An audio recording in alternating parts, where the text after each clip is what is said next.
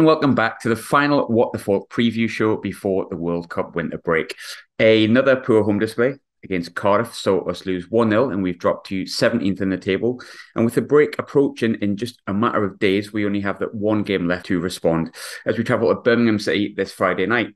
As always, I'm going to be previewing the game and the big game this Friday. And to let us know what to expect and what's going to be coming is Birmingham City journalist and Birmingham World journalist, Charlie Haffenden. Charlie, how are you? You okay? Yeah, I'm all good, thank you. Quite a good time to report on Birmingham City at the moment. As I sort of touched on twice in the intro there, though, it's the final game before the World Cup winter break, which, yeah, I'm not comfortable with it, but it is what it is. The weird thing is, you're going to have 3/4 weeks off, but Birmingham have now played 2 games in just 4 days, or will be playing 2 games in 4 days. We will go further into that because that is a bit weird and the scheduling's a bit off. But before we do, last night, 2-2 draw at home to Swansea, last minute equaliser or 89th minute equaliser. How was the performance? Yeah, it was decent. It wasn't quite as good as what we've seen recently, but I mean they showed a lot of fight and desire to get back into that one, and that's something that John Eustace seems to have brought into Birmingham City this year. Before and last year, even the start of this season, there wasn't quite that fighting spirit, but now I think the lads have got so much confidence that they're able to get back into games, even against the likes of Swansea, who I think themselves look like they could be a promotion or at least a playoff contender. So to get a 2-2 draw against them was fantastic. Perhaps not the best defensively at times of what we've seen in recent weeks. Plenty of clean sheets, John Eustace's side. But no, on the whole, you can't be expecting too much more against a team like Swansea City. So I think Blue Noses were quite impressed with it. Yeah, it's a good result on paper. I think they're one of the better sides we come up against. Coincidentally, we didn't play very well the first half, so that kind of added to it as well. But I think obviously it was Troy Deeney who got the last minute equaliser, or like I say, 89th minute. The stats are a bit odd for the game though. Birmingham had far more attempts, but less on target than Swansea. Swansea had far more higher possession. So was it a deserved point in the end, or could it have been more? I think it was probably a fair result. It just wasn't very clinical performance from Birmingham. Even if they did score two, it was their only couple of shots on target for the whole evening. Deeney's goal being a very much a tap in the last moments.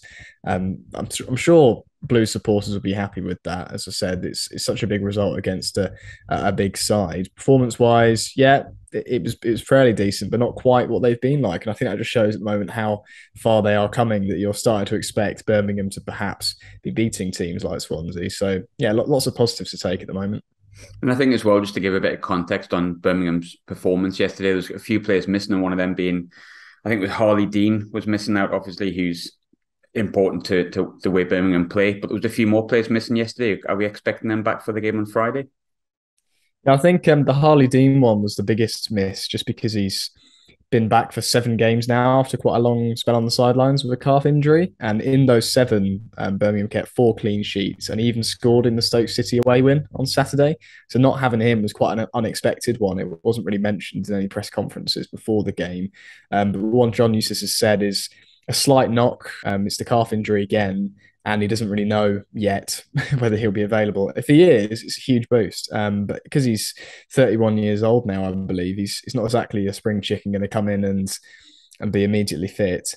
I think he'll probably be a bit more of a cautious approach, and he won't be playing. But the likes of Dion Sanderson, obviously ex-Sunderland himself, has been coming in and playing that role well.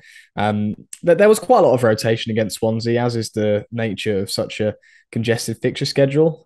Just having a look at of recent results and times for Birmingham playing, it has just been one after the other recently. So you had Tuesday the 8th of November, Saturday 5th, Wednesday 2nd, Friday 28th of October.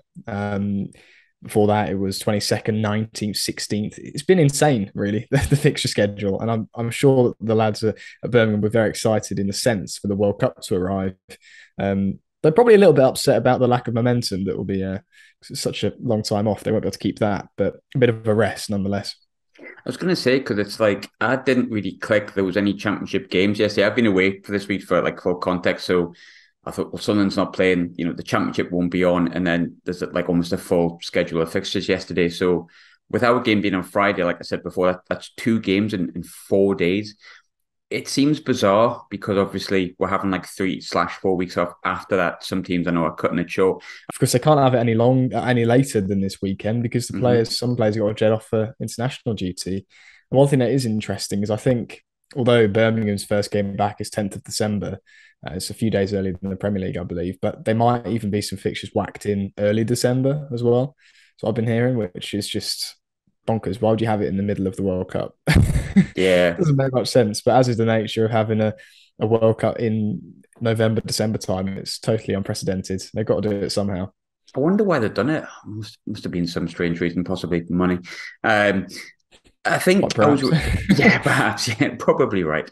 Looking at the comments from John Eustace, obviously, uh, he thinks it's an advantage towards Sunderland. I think the fact that we've not played this weekend, and it is like I'd love to say like, oh, that's just like mind games, but it's not. Of course, we've had a lot longer to rest in comparison to what Birmingham City have had. But how did the fans feel about it? Obviously, those games being so congested. I imagine, as a fan, I wouldn't quite fancy Sunderland playing on a Tuesday than a Friday because you don't really know what you're going to get from that. You can get momentum in the legs, yes, but at the same time, it is 2 games in 4 days. That's very, very short notice. Yeah, I think Eustace is kind of echoing what the fans are feeling, although they are enjoying it because there's so many good results happening, even against the bigger teams.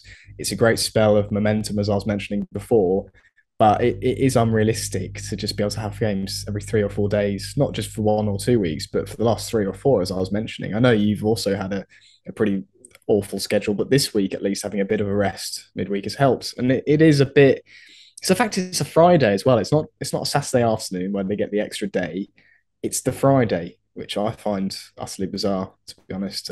But I think enough said on that. It makes it a bit difficult because it might be some rotation, not quite as much as a cup game would need, but it's just it's just the case, isn't it? It's unfortunate. Yeah, it seems strange. I mean, I suppose you sometimes get the Saturday than the Tuesday, but it's the fact that you've had.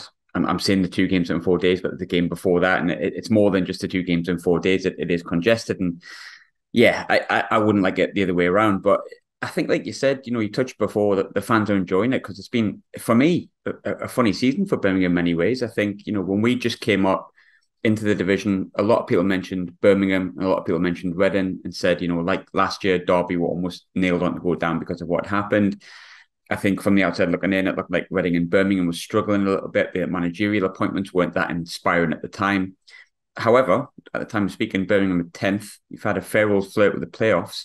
So how have Birmingham managed to silence the doubters sort of so far this season? Because they're doing absolutely fine. There's no worries of relegation at all from the outside looking in. Yeah, I think it's just getting that confidence and belief into the team because there are some names in there that have played in the Premier League in the past. There's plenty of experience. And there's some young guns as well. Sanderson is one we've mentioned, of course, on loan from Wolves. It's a real talent, a bit of a powerhouse, quite versatile. Austin Trusty as well has been a bit of a surprise package of how good he's been. Scored a brilliant goal against Queen's Park Rangers a few weeks back. Got a brace against Bristol City. So not only is he contributing goals, but he's also been just like Sanderson, really. Maybe not quite as physical, but quite a quick presence at the back and good at playing out from the back. A back three has been a bit of a revolutionary system for Blues, I think.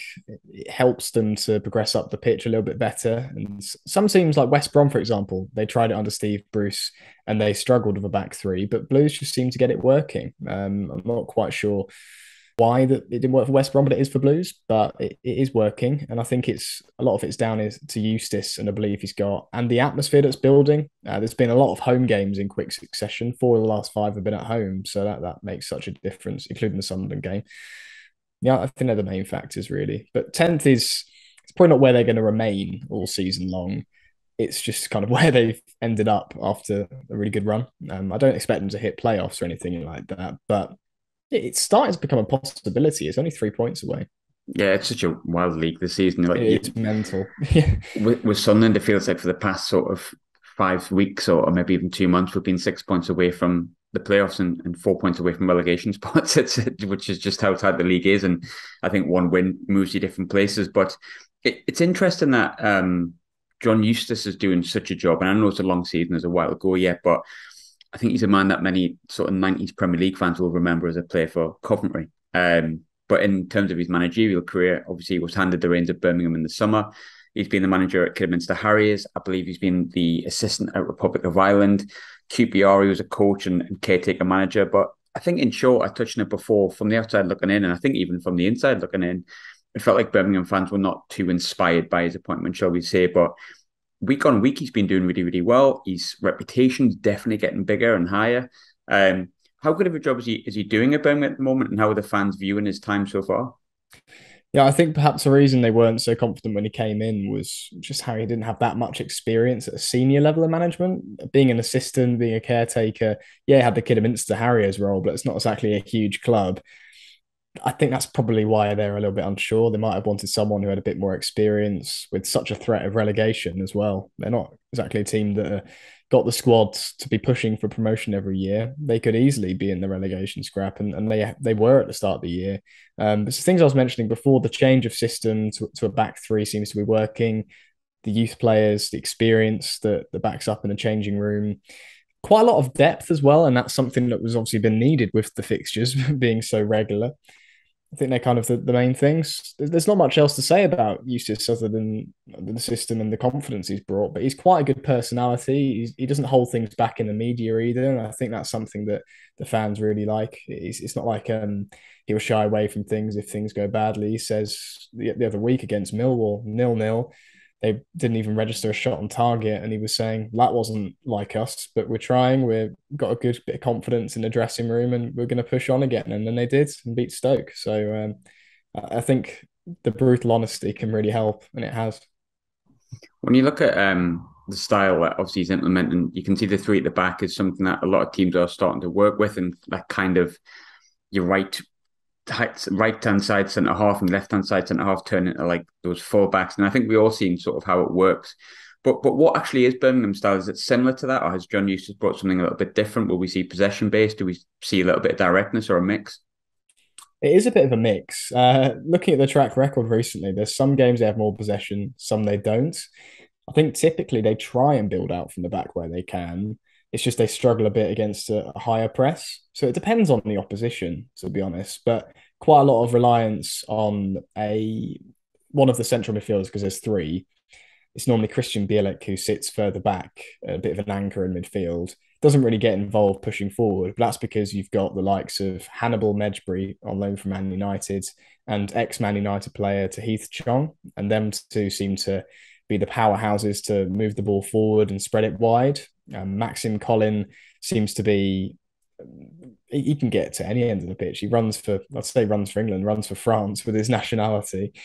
He's got so much energy, and the same can be said for the likes of Emmanuel Longello on the left hand side. And there's quite a few options that can leave those positions, but it all starts in the middle, playing out from the back, getting into the three central midfielders from Bielik to Chong to Hannibal, and the likes of Bakuna as well, ex Premier League player himself.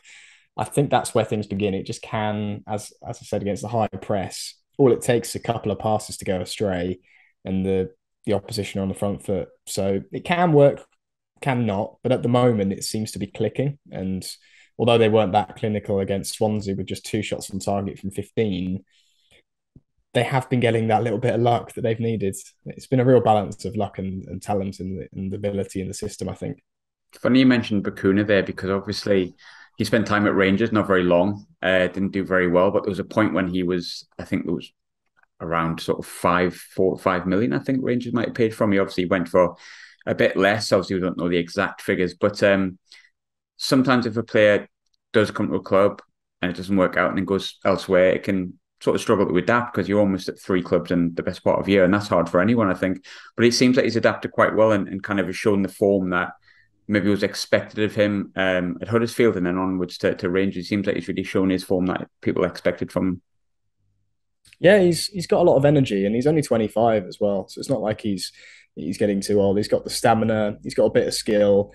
I think he's a bit of a confidence player himself, so that's why he's thriving at the moment.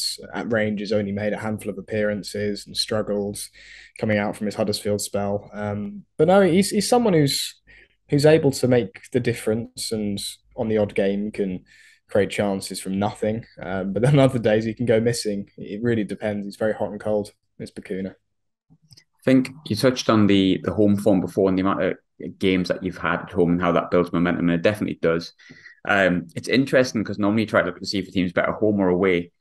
Birmingham got 14 points at home, they've got 14 points away. So that there's really no difference. But when you really look into the games that Birmingham have played and the teams they've come up against, they've beaten QPR, who obviously have done really well this season under Michael Beale. They smashed Bristol City, who've had not a bad season, and got a draw with Burnley alongside another couple of really good results. For away teams coming to St Andrews, has that become a bit more of a fortress? Has it become a tougher place to go to than maybe it was last season? It is, although you mentioned about the points being equal home and away, they've actually managed to get 4 away wins this season, which is the same as what they managed the entirety of last season, which is quite impressive that they've already managed that. So I think they've improved on the road. But St Andrews has always been a fairly difficult place to go, although it's not as packed as it used to be. You've got one stand that doesn't really have too many people in it, and it's very clear on TV. It is still a difficult place to go, and I think that fans at the moment with such a positive atmosphere are making it a place to be somewhat feared. It's not exactly an Anfield or an Old Trafford or anything like that, but it is, I'd say to some extent, yeah, I think it's difficult for sides to go to. But I think that teams are more worried about coming up against an informed Birmingham rather than it being at whichever stadium. So I wouldn't say it's necessarily about St Andrews, but it does help at the moment, the atmosphere. In terms of expectations for Birmingham, I think I touched on at the start of the season that a lot of people felt Birmingham and Reading would be in trouble. And for a new side coming up from League One, you look at those teams and think, who do we need to make sure we beat? Things can change. You never know. You could end up winning the league. You could end up going bottom. The way this league's just crazy. So we don't know how things might change. But at the minute, being in 10th, I suppose that's maybe above where the expectations were at the start of the season. And obviously, every fan is different. But in terms of Birmingham's fan base at the moment, what are the aims and ambitions for Birmingham this season? Where would be considered acceptable, shall we say? Yeah, okay. Well, the last few weeks, it's just been going up a couple of positions at a time.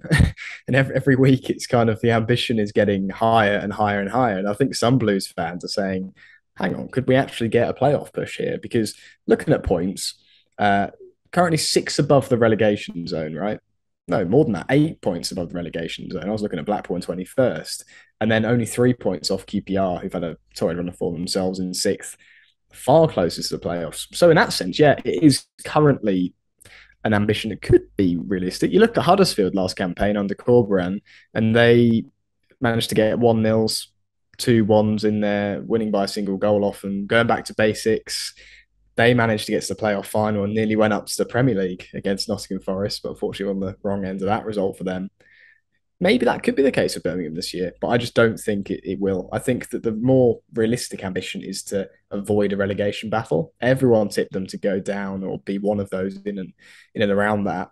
I think they'd be very happy with a step in the right direction, being avoiding too much of a threat. But as we know in this division, all it takes is 3-4 defeats on the bounce, and you can be right back in the thick of it. So I think just taking it a game at a time at the moment, trying to collect a few more points for the World Cup. See, only one more game to play now. Until that, it's a great platform to build off. But although they need a rest, maybe a week or two, I don't think they want 4 because that really will threaten the momentum they've got. I think we're desperate for a break on the flip side of that. I think we could get a few of our injured players back. But talking of Sunderland, and you touched on it before, Dion Sanderson is a player that we've had at Sunderland. We really liked. He picked up our Young Player of the Year, I think it was at the time. He was linked in the summer again. As it was, he went back to Birmingham. Obviously, it's his second loan spell he's had at Birmingham. I think he's had about 4 or 5 away from Wolves just now. We really like going to Sunderland. We're big fans. I think I speak for the majority of people here and say I wouldn't mind him coming back. I hope people don't mind me saying that, but obviously he was well liked.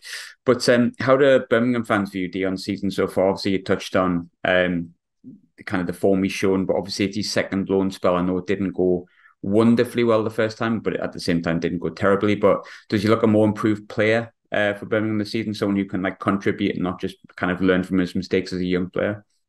Yeah, I think so. He looks a lot more mature. You can see that he is learning from those mistakes, as you mentioned, being there a couple of seasons ago before going to Queen's Park Rangers on loan. He's had plenty of loan spells. He's had time to mature.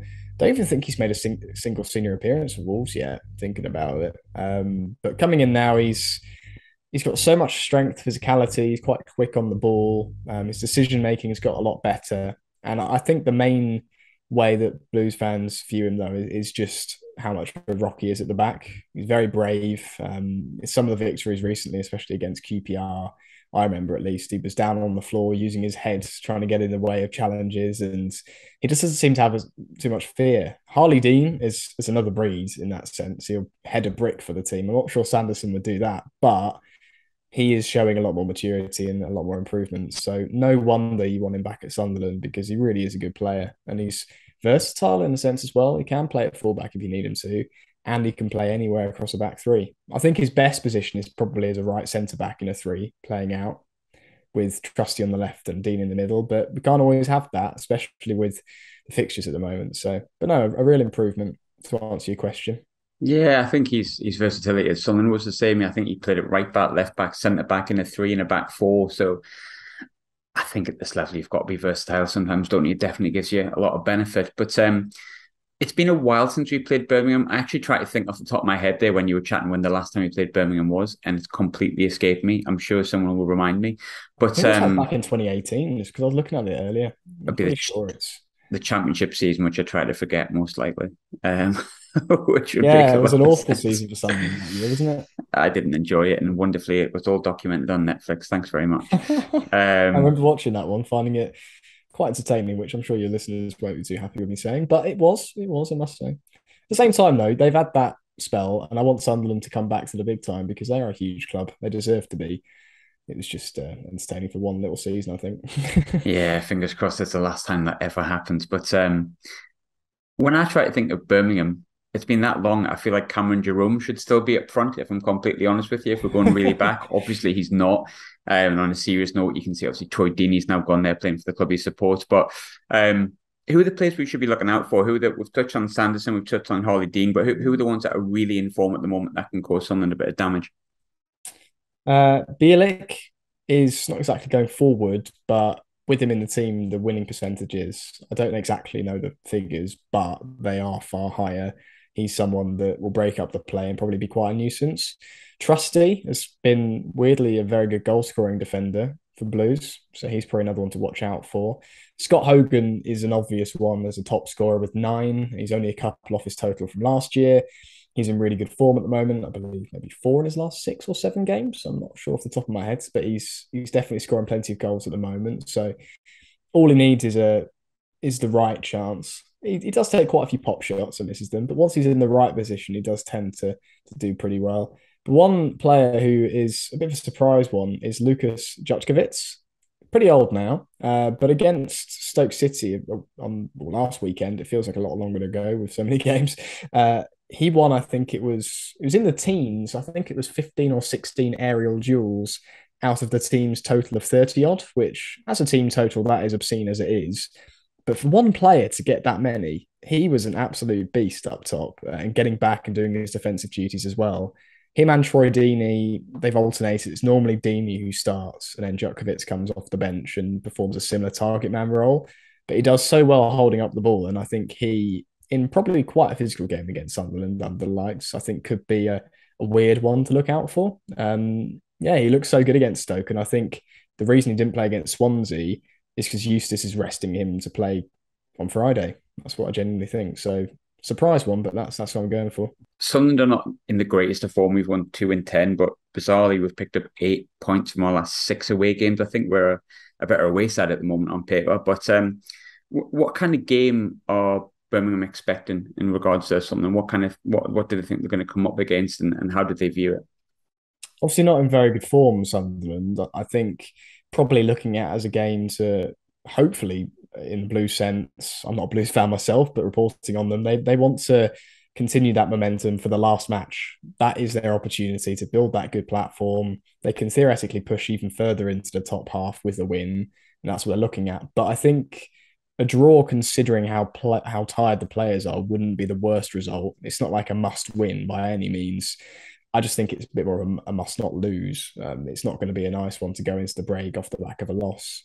I think Eustace and the guys will want to just take something from it. But no, obviously you always want to win every single game if you can. But with the disadvantage you mentioned earlier with Sunderland having a rest, I don't think a draw will be too bad of a thing. But I didn't realise the away record was so good actually for the Black Cats. It's not bad, is it? Was it 8 points in the last 6? 8 in the last 6, I think. Don't quote me on Yeah. it, but I'm pretty certain we've picked up obviously wins at Huddersfield. beat Reading, got a draw at Watford. Obviously, I'm going back quite a bit here, but we've been much better away from home than we have been at home this season. Well, that surprised me at least. I didn't quite Yeah, realise that. surprised me as well, to be fair. But I think, like I was saying before, every team has a weakness. What is Birmingham's weakness? If Sunderland are to win, where can we exploit, or where should we try and exploit? Sometimes the passing out from the back when they are a bit tired, which is at the moment, can be a little bit sloppy. It's probably the best way to put it. Pass percentages, you can look at the stats and see it as well, but just seeing on the pitch, it is clear that sometimes the passes can be a bit wayward. We are in the Championship. We're not in the Premier League as a side. They're not the Spain national team. They're not going to play tiki-taka football, but that's probably the place. If you can press high enough and have the energy, which you undoubtedly will, then that probably is the area to exploit.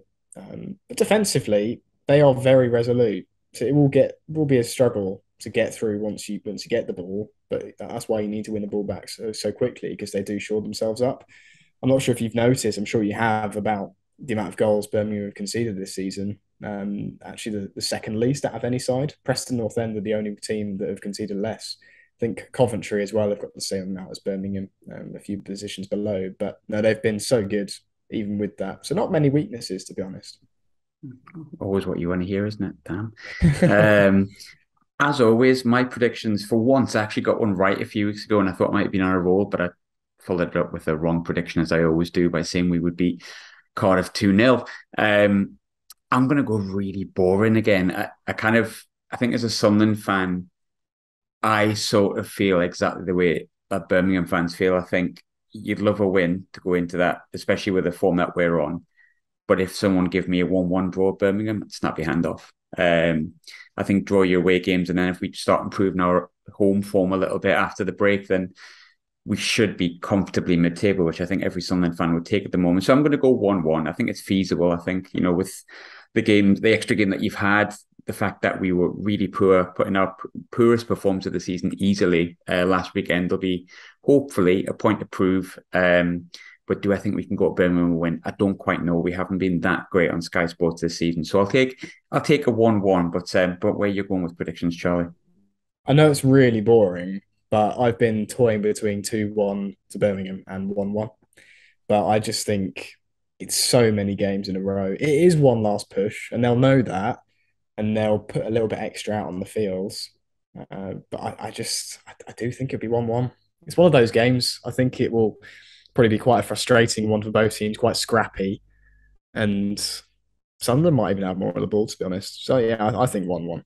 They're never really classics either, are they, on Sky Sports? Sky picked some absolute stinkers this year in the Championship, to be fair. Picked some all right ones. I mean, the Millwall one the other week. Oh, God. That was on Sky. That was 0-0, and Brum didn't have a single shot on target. They have picked some real stinkers this year. It's always been the ones that I haven't had time to watch that have been decent, which is few and far between. But as always, Charlie, I think it's really interesting to see the viewpoint of the opposition team. For me, some people might not agree. I think it's really interesting after the game and stuff like that. So if people wanted to follow the post-match sort of from yourself, where can they follow yourself and obviously the work you do? Yeah, so I'll be doing the post-match player ratings over on BirminghamWorld. So that won't be the Sunderland ratings, but it'll be the Birmingham ones. It might be quite interesting to look at. And I've already published them. Well, yeah, I have published some injury news, sorry, about this particular game over on that website as well. So you can take a look at that on Birmingham World.